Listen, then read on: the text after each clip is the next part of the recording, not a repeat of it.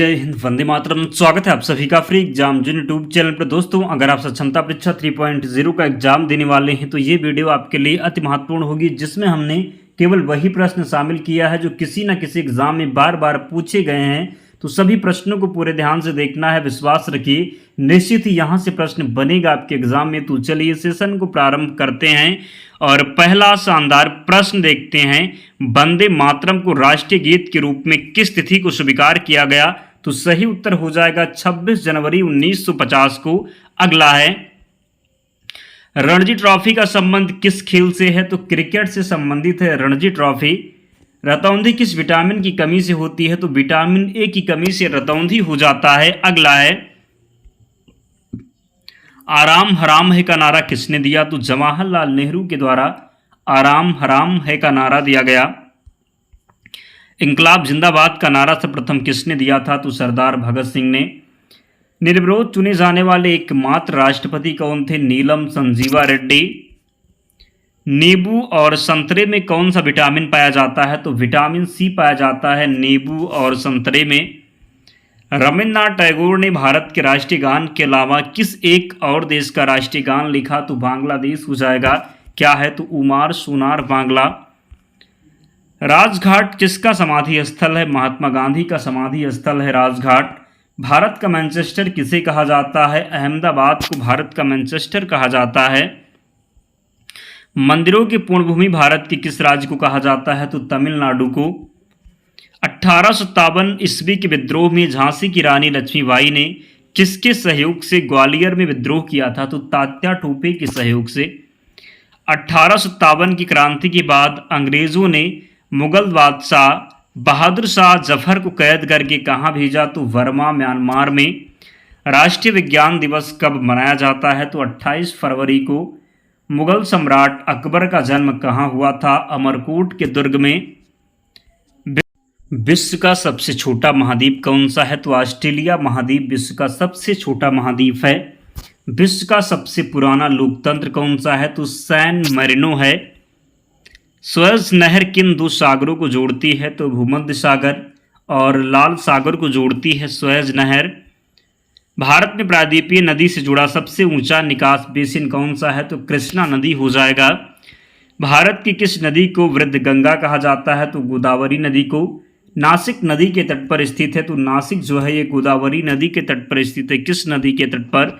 तो नासिक की बात करेंगे तो गोदावरी नदी के तट पर स्थित है। तिब्बत में किस नदी को सांगपू कहा जाता है? तो ब्रह्मपुत्र नदी को।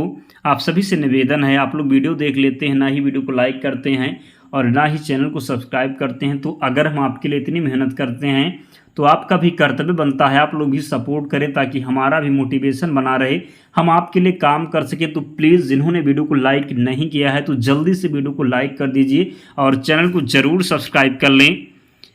भारत की कौन सी नदी विभ्रांस घाटी से होकर बहती है? तो नर्मदा, ताप्ती और दामोदर नदी। भारत में तलछट से ले जाने वाली प्रमुख नदियाँ कौन सी है? तो गंगा नदी। बिहार का सूख किस नदी को कहा जाता है? तो कोसी नदी को बिहार का सूख कहा जाता है।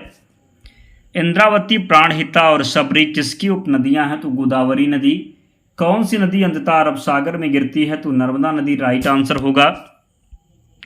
रेगिस्तान का जहाज किस जानवर को कहा जाता है? तो ऊंट को कहा जाता है। सत्यार्थ प्रकाश की रचना किसने की थी? तो स्वामी दयानंद सरस्वती के द्वारा सत्यार्थ प्रकाश की रचना की गई। उत्तरी ध्रुव पर पहुंचने वाला विश्व का प्रथम व्यक्ति कौन? तो रॉबर्ट पेरी। किस मौलिक अधिकार को 44वें संविधान संशोधन द्वारा हटा दिया गया? तो संपत्ति के अधिकार को हटा करके विधिक अधिकार बना दिया गया।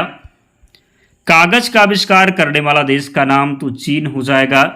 निम्न में से किसका उपयोग ऊंचाई मापने के लिए किया जाता है? तो अल्टीमीटर का उपयोग ऊंचाई मापने के लिए किया जाता है। सूर्य की किरणों की तीव्रता मापने वाले उपकरण को क्या कहते हैं? तो एक्टिनोमीटर। एक अवतल दर्पण के वक्रता केंद्र पर रखे वस्तु का प्रतिबिंब कहाँ बनेगा? तो वक्रता केंद्र पर। एक अवतल दर्पण के वक्रता केंद्र पर रखे वस्तु का प्रतिबिंब कहाँ बनेगा? तो वक्रता केंद्र पर। एक समतल दर्पण की वक्रता त्रिज्या क्या है? तो अनंत हो जाएगा। कौन प्रधानमंत्री एक भी दिन संसद नहीं गए थे? तो चौधरी चरण सिंह। लोकसभा में बहुमत दल का नेता कौन होता है? तो प्रधानमंत्री। सबसे कम आयु में प्रधानमंत्री कौन बने थे? तो राजीव गांधी। कार्यपालिका की समस्त सत्ता किसमें निहित होती है? मंत्रिपरिषद में। संघीय मंत्रिपरिषद के मंत्री किसके प्रति उत्तरदायी होते हैं? तो लोकसभा के।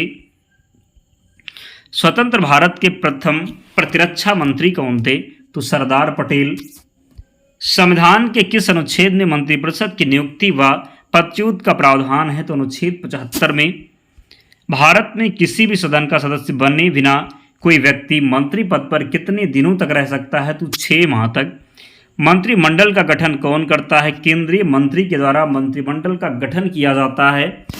स्वतंत्र भारत के प्रथम कानूनी मंत्री थे डॉक्टर वी.आर. अम्बेडकर। भारत के मंत्रिपरिषद में अधिकतम सदस्य कहां से लिए जाते हैं? तो लोकसभा से। संसदीय शासन प्रणाली में वास्तविक कार्यपालिका की शक्ति की बात करेंगे किसके पास होती है? तो प्रधानमंत्री के पास। संसद में मंत्रिपरिषद कौन सा प्रस्ताव रख सकता है? तो विश्वास प्रस्ताव।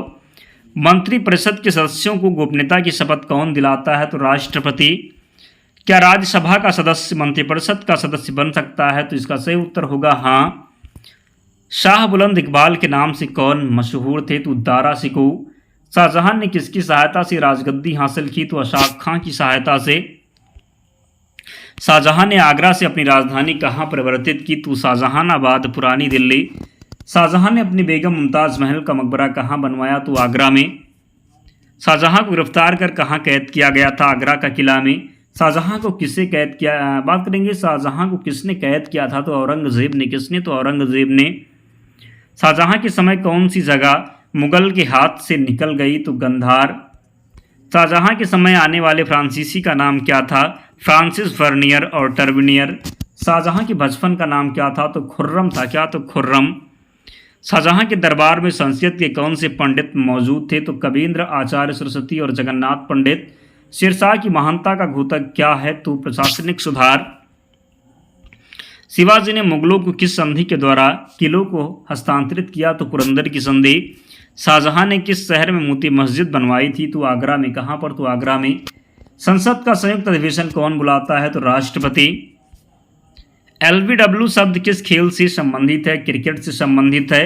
वायुमंडल की कौन सी परत हमें सूर्य से आने वाली अल्ट्रा वायलेट किरणों से बचाती है? तो ओजोन परत। ख्वाजा मोइनुद्दीन चिश्ती की दरगाह कहाँ है? तो अजमेर में। सम्राट अशोक ने किस युद्ध के बाद बौद्ध धर्म ग्रहण कर लिया था? तो सही उत्तर होगा कलिंग युद्ध। किसके बाद में? तो कलिंग युद्ध के बाद। भारत का केंद्रीय बैंक कौन सा है? तो भारतीय रिजर्व बैंक। भारत में सबसे लंबे समय तक मुख्यमंत्री कौन रहा? तो ज्योति बसु, पश्चिम बंगाल की। संसार की सबसे लंबी नदी? तो नील नदी राइट आंसर होगा।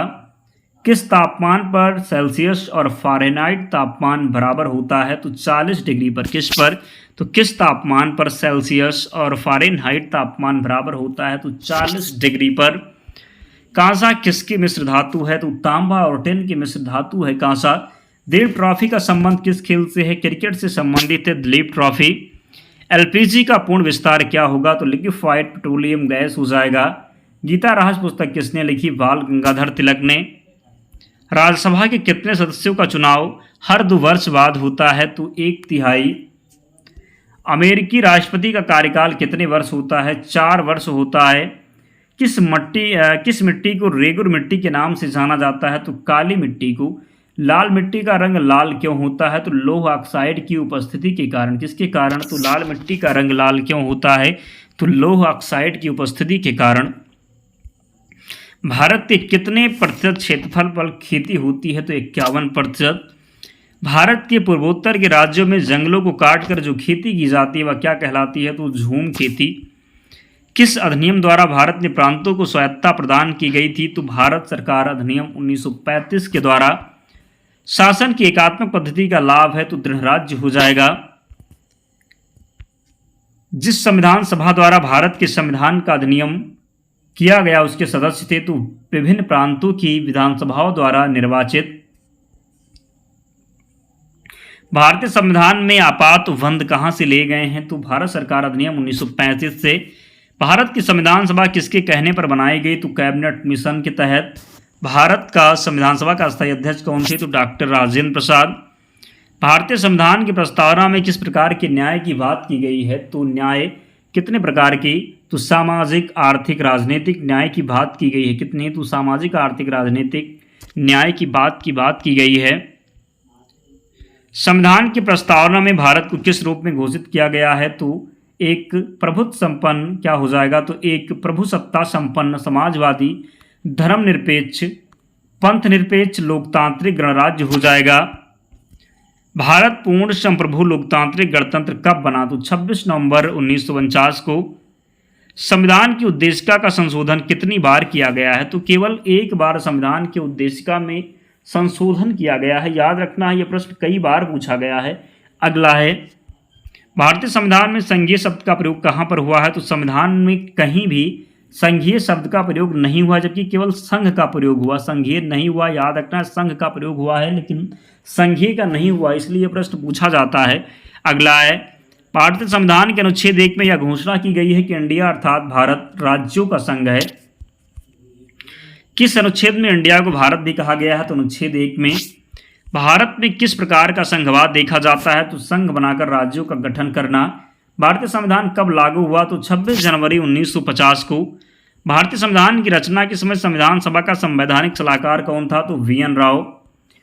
सरकार की किस प्रणाली में द्विसदन पद्धति एक अनिवार्य लक्षण है? तो राइट आंसर जाएगा संघीय प्रणाली के साथ। भारत में एकल नागरिकता की अवधारणा अपनाई गई है, तो इंग्लैंड से। कहाँ से? तो भारत में एकल नागरिकता की जो अवधारणा है ये इंग्लैंड से अपनाई गई है। संविधान का कौन सा भाग नागरिकता के प्रावधानों से संबंधित है? तो आप सभी को बताना है कि जो संविधान का कौन सा भाग है जो नागरिकता के प्रावधानों से संबंधित है। तो भाग 2 में क्या है? तो नागरिकता किसमें है? तो भाग 2 में है। याद रखना है, कई बार प्रश्न पूछा गया है। भारतीय संविधान ने भारतीय महासंघ की योजना किसके संविधान से ली थी? तो ये ली थी कनाडा के संविधान से। किसके संविधान से? तो भारतीय संविधान ने भारतीय महासंघ की योजना जो ली थी ये कनाडा के संविधान से।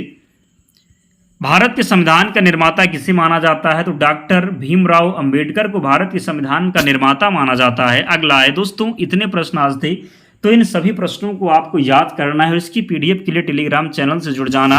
लिंक डिस्क्रिप्शन बॉक्स में है या फिर आप टेलीग्राम पर जाएंगे और सर्च करेंगे फ्री एग्जाम जोन, आपको चैनल मिल जाएगा, ज्वाइन हो जाना, वहां पर आपको सारी पीडीएफ मिल जाएगी। तो मिलते हैं नेक्स्ट वीडियो में, तब तक पढ़ते रहिए, ध्यान रखिए अपना, स्वस्थ और सुरक्षित रहिए। जय हिंद।